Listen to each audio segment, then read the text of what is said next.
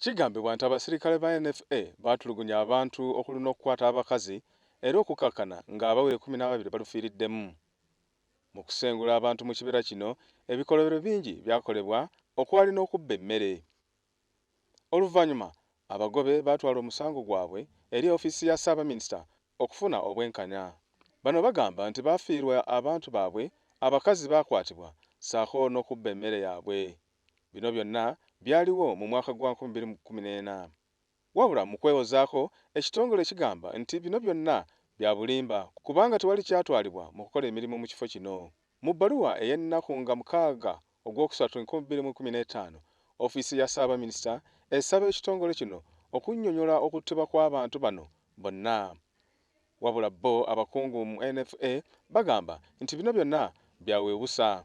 They are saying we took with us Irish potatoes from 1,856 acres, maize from 4,013 acres.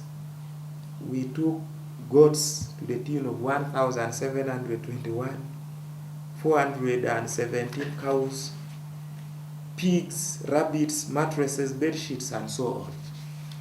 And we did not stop there. We went ahead to kill.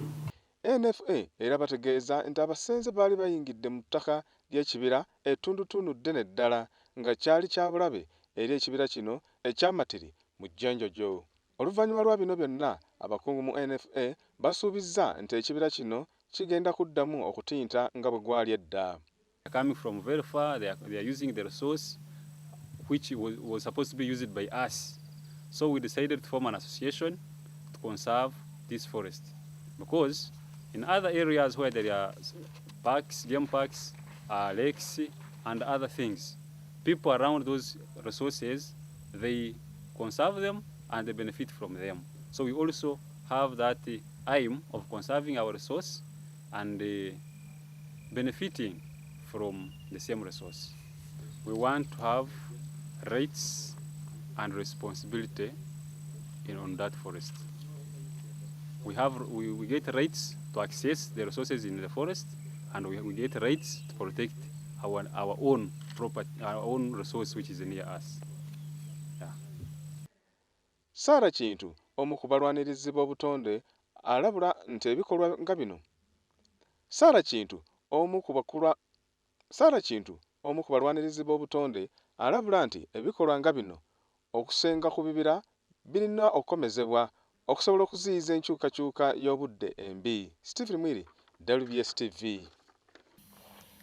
Naye kyetulabye nti abantu tebafuddeeyo okulaba nti ebibira bino bisigala nga bwe birina okubeera.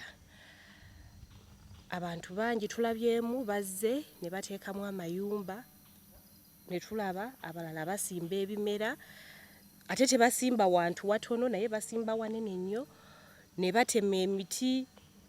So embeera yonna bagyonoona, nti embeera eno erina okubeerako weekoma.